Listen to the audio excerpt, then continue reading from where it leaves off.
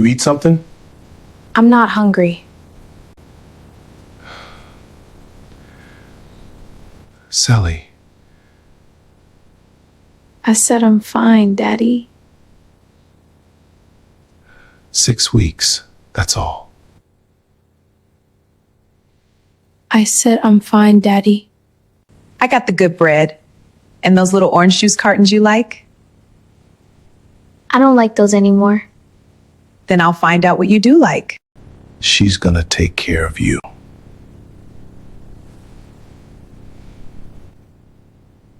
You don't have to go. I know. I'm sorry, baby. Daddy, 6 weeks. I promise.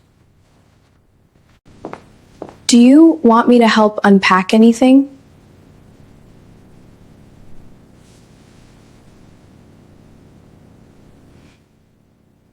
Unpack your own room. And don't touch my things. I was just kidding. And I just answered. I don't like her, Mama. I don't like her at all. You used my shampoo. Mine was empty. I thought, You don't think. That's the problem. Don't ever go in my bathroom again.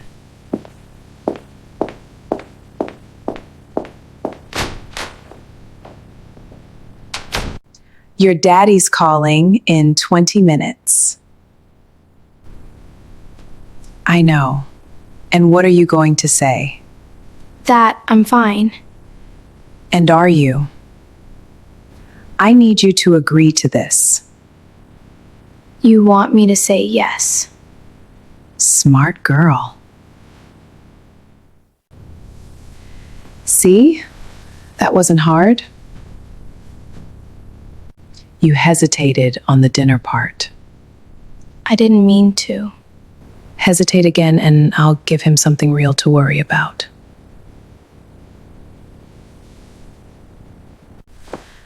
Daddy, she's not what you think. She's not what either of us thought. I don't know how to tell him.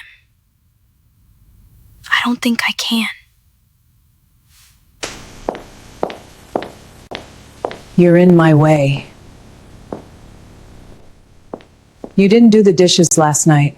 I did. I left one in the sink to dry. I was going to. What does that mean? It means figure it out, or I will. What did I tell you about the lights after 9? I know, but I had to finish this. It's 8:45. Are you keeping time now?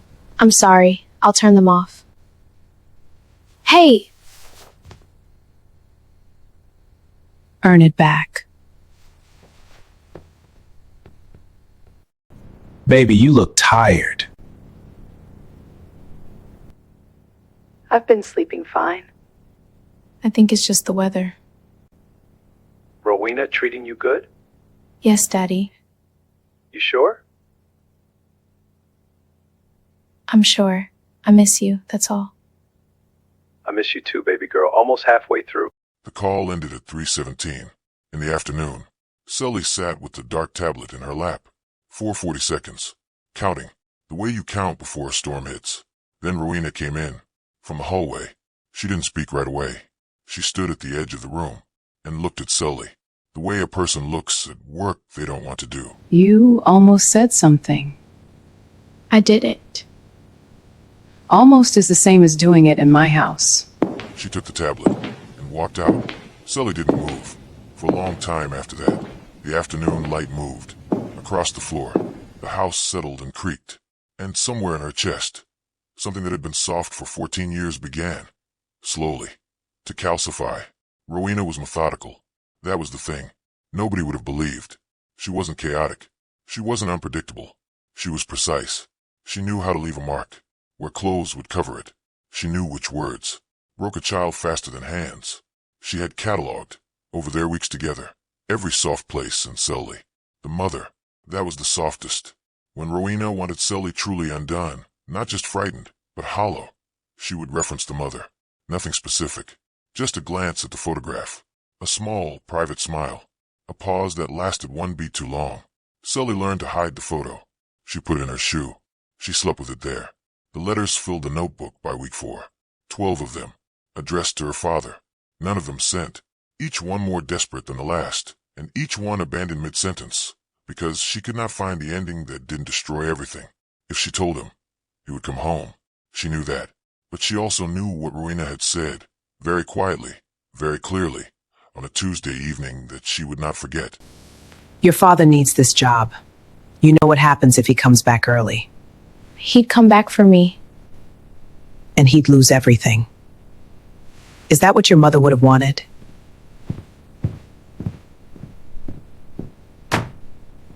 That was the one that worked, because Sully did not know the answer, and Rowena knew she didn't know, and that uncertainty was the lock on every door.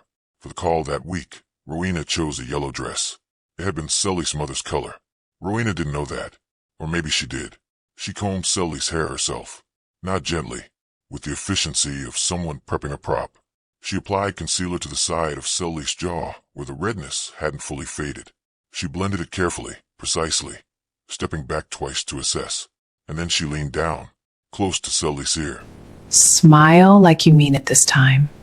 I don't know how. Then pretend. Your mama's watching. Sully smiled. She smiled so well that her father laughed for the first time in weeks. He said she looked beautiful. He said she looked just like her mother. She held that smile until the screen went dark. Then she went to the bathroom and was sick. The week Rowena crossed a line that couldn't be uncrossed began on a Sunday. Sully had made a mistake.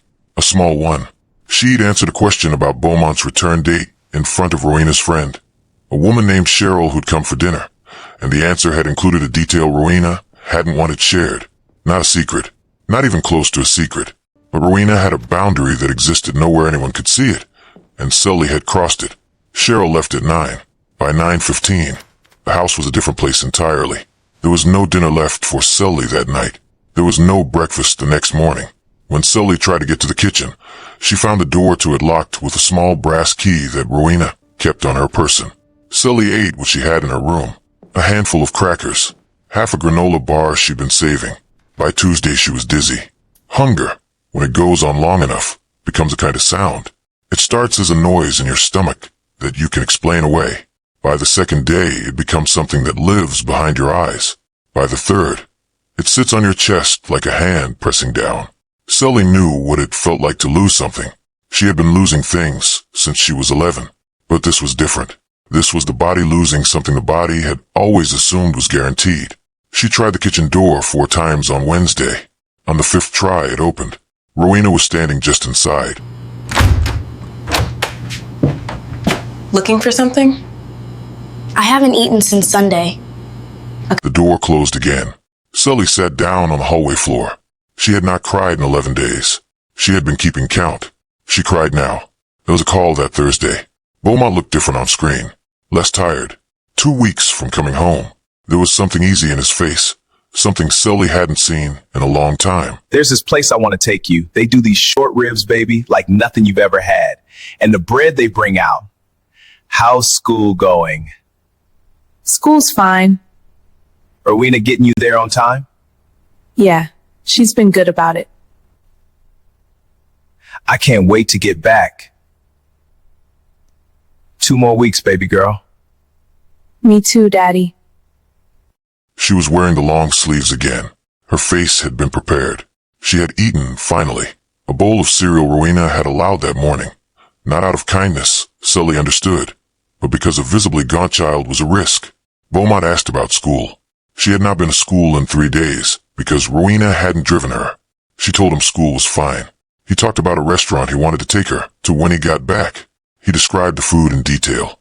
She listened to him describe food for 7 minutes and did not let her expression shift. That was the hardest thing she'd ever done. It happened at 11:43 at night. Sully had fallen asleep with her notebook on her chest. She woke to the door of her room opening. Rowena, fully dressed, which meant she hadn't been to sleep either. There were no words that prepared Sully for what came next. There rarely are. The back door of the house opened. The night air was cold in the way that October nights in that part of the country are cold. Not brutal, but insistent. A cold that found every gap in your clothing. Sully was in her pajamas. The door closed behind her. The lock engaged. She stood on the back porch for a full minute. Certain this was a mistake. Certain the door would open. It did not. She knocked. Once. Twice. A third time. A light went off inside the house. She sat down on the porch steps. She had her notebook. She'd been holding it when she was put out. She did not write in it. She sat on the porch step and looked at the yard, familiar in the day, unrecognizable at night, the shapes of trees rearranged by darkness into something almost threatening. She had her phone, but Rowena had disabled international calling 2 weeks ago. Said the bill was too high. She could call 911. The thought arrived and she sat with it. And then she thought about what that meant. Police cars, neighbors, her father's number ringing in the middle of his night. The job. What Rowena had said about the job. About everything her father would lose. She pulled her knees to her chest. The cold found the gap at her collar. She had been afraid before. Grief is a kind of fear. But this was something specific and animal.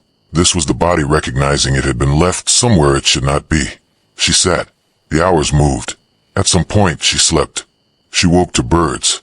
The light was thin and gray. The particular gray of 5 in the morning before the sun has committed. Her back ached from the step. Her hands were cold. The dew had found the hem of her pajama pants. She knocked again. Softly. Nothing.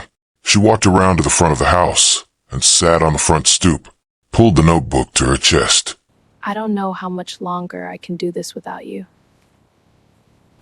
I'm thinking about you, Mama. The early version. She opened it to the last letter. She had stopped mid-sentence. I don't know how much longer. She picked up the pen she kept tucked in the spine. She finished the sentence. I don't know how much longer I can do this without you. She closed it again. She watched a car move slowly down the empty street. She thought about her mother. Not the sick version, the final version. She tried not to think about that one. The earlier version. The version that wore yellow and hummed while she cooked and used to braid Sully's hair on Saturday mornings while some gospel station played from a small radio in the kitchen. That version. She thought about her until the cold became bearable. The back door opened at 7:30 the next morning. Not for Sully. Rowena left for work. She walked past Sully on the front stoop without a word, got in her car, and drove away. Sully watched the car disappear. Then she stood up, her legs stiff, and tried the front door. Locked. The back door. Locked. The downstairs window she knew about. Rowena had latched it. She sat back down on the front stoop. A neighbor crossed the street. An older man walking a dog slowed, looked at her.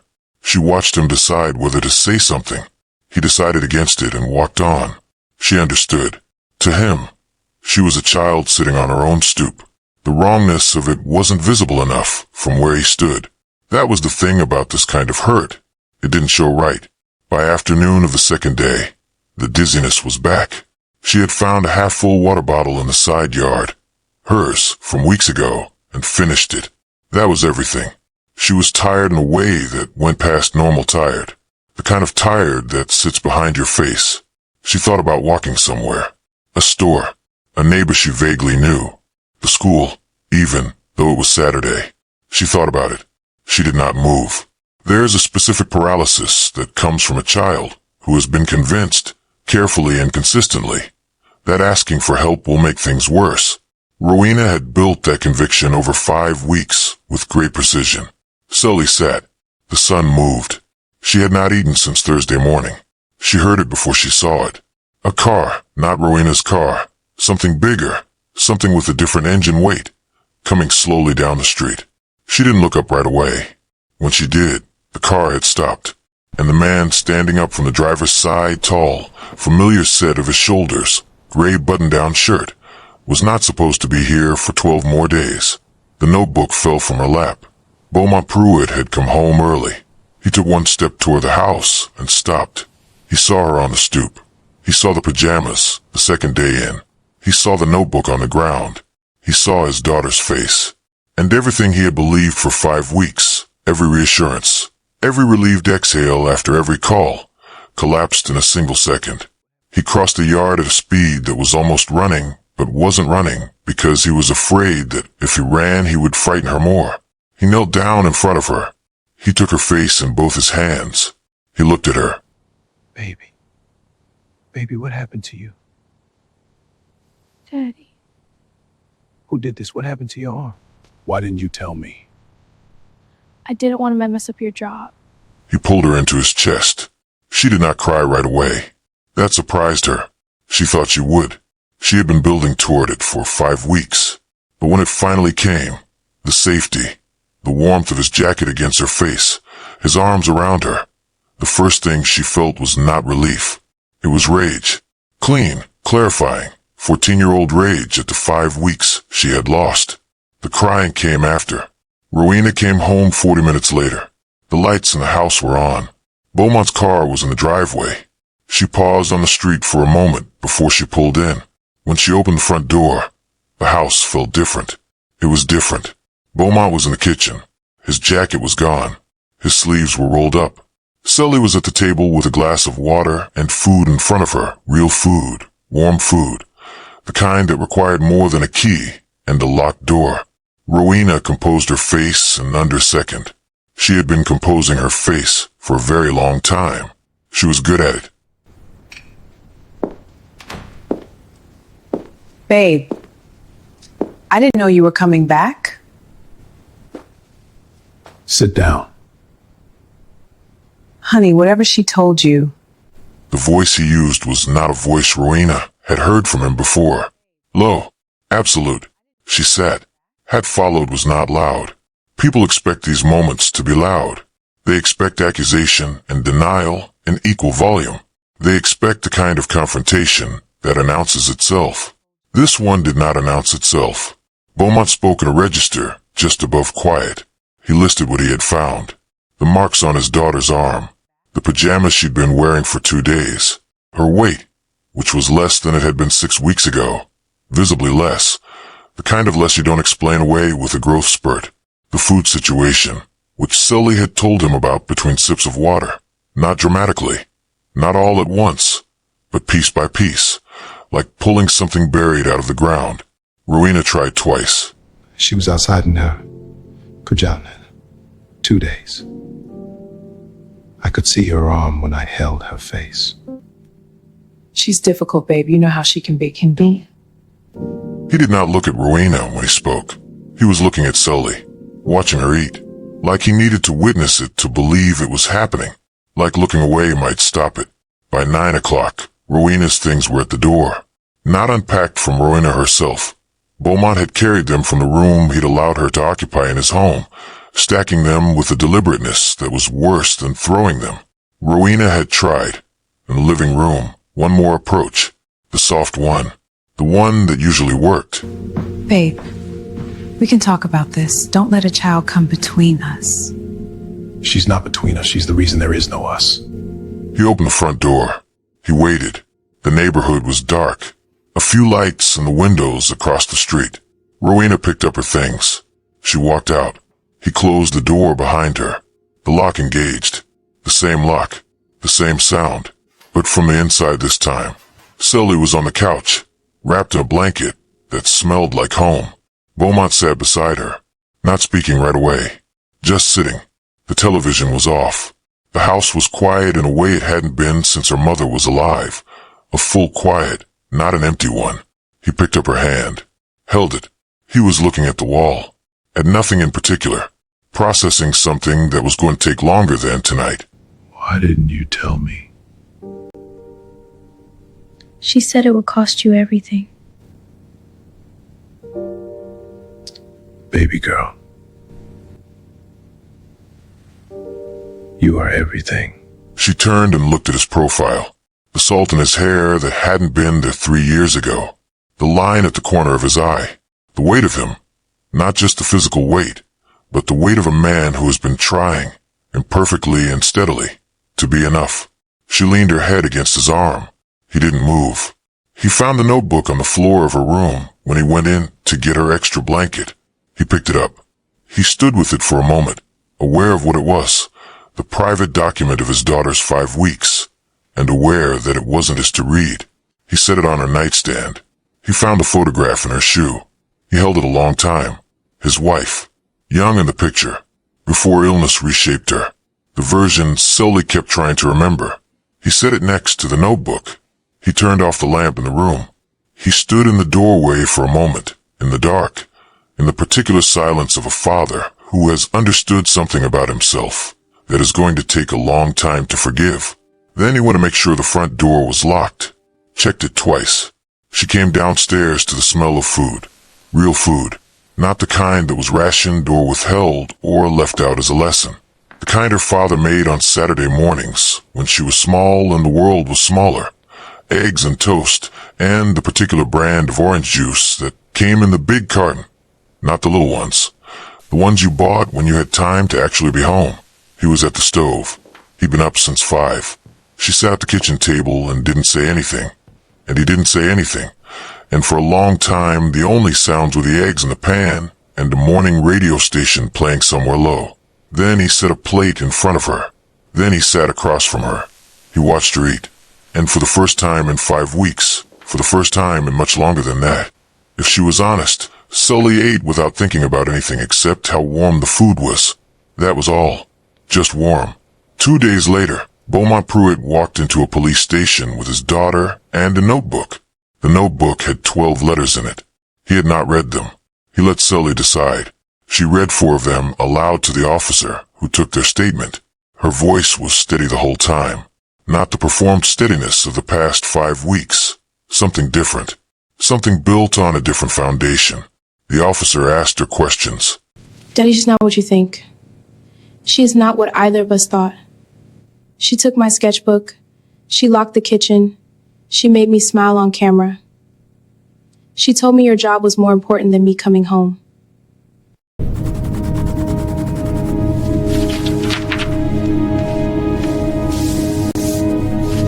She left a very clean surface. But surfaces are not the only thing that holds evidence. She answered them. She answered every single one. The thing about Rowena Chalk, the investigating officer later noted in the case file, was that she'd left a very clean surface. But surfaces are not the only thing that hold evidence.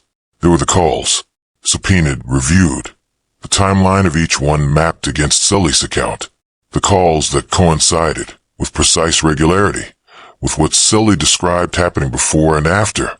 There was the neighbor who had walked his dog on Saturday morning, who had, in fact, seen something wrong, who had, in fact, taken note, who had, in fact, said so when someone thought to ask. There were the photographs Beaumont had taken, quietly and carefully, before he'd said a single word to Rowena. One good photograph is worth 12 denials. Healing, from the outside, looks ordinary. It looks like a girl eating breakfast. It looks like a man calling his office and quietly explaining that things have changed. It looks like a bedroom with a photograph on a nightstand, face up, and a notebook that has graduated from letters never sent to drawings again. The original purpose, the one Rowena had briefly taken. Sully got the sketchbook back, eventually. Not the one Rowena had taken. That was gone. But a new one. Bigger. Better paper. Her father bought it without asking what she wanted to put in it. He just handed it to her and said, "Here." She drew her mother first. From memory. It took all afternoon, and it wasn't exactly right, and it was the closest she'd gotten in 3 years. 2 weeks after his return, Beaumont Pruitt sat down with his daughter and had the conversation he should have had before he ever left. Not an apology speech. He didn't offer her language shaped for his own comfort. Just questions. What did you need before I left that I didn't ask about? I guess I just wanted to talk.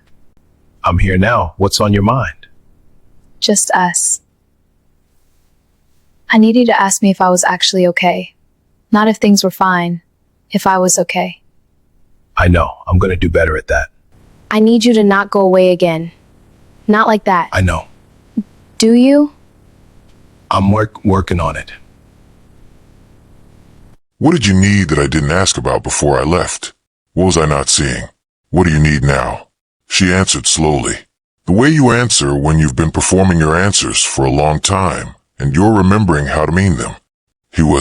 That was the truth, and she could see it was the truth. That made it enough. Not everything, not yet. but enough to build on.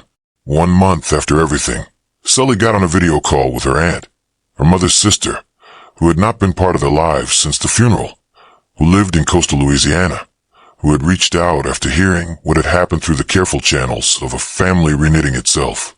Her aunt was 61 and had her mother's eyes.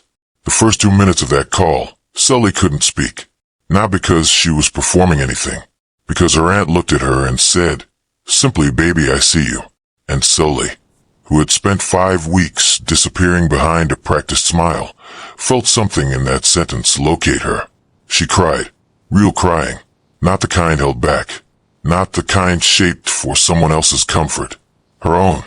The back porch in daylight, with the door unlocked behind her, was a different place entirely. She sat on the same step where she'd spent those 2 nights.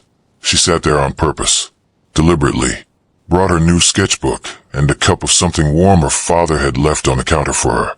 She looked at the yard. She drew the yard. She drew it exactly as it was, the overgrown patch at the left fence, the old bird feeder her mother had picked out, the way the afternoon light came through the oak at a particular angle that made everything look deliberate. She didn't transform it into something prettier than it was. She drew what was actually there. That was new. That was progress. In the quiet of his own room, in the late night hours when the house was still, Beaumont Pruitt sat at the edge of his bed and did what men of his particular generation, background, and emotional architecture rarely did. He took full account of the signs he had chosen not to read. She told me.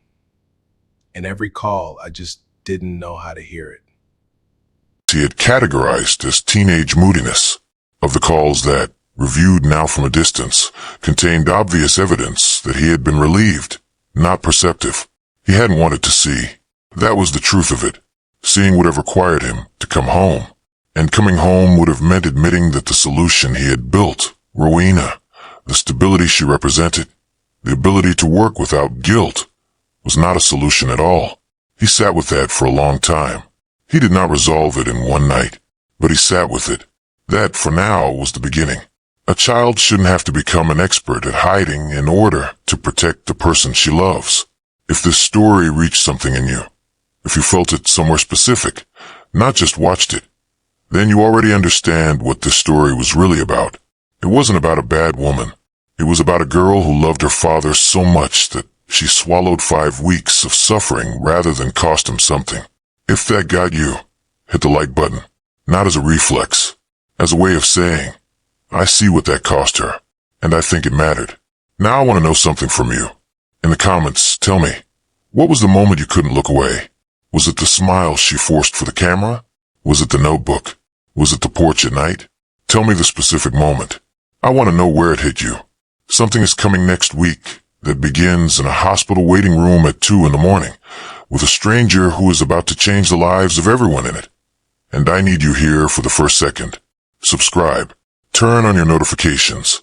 I will see you then.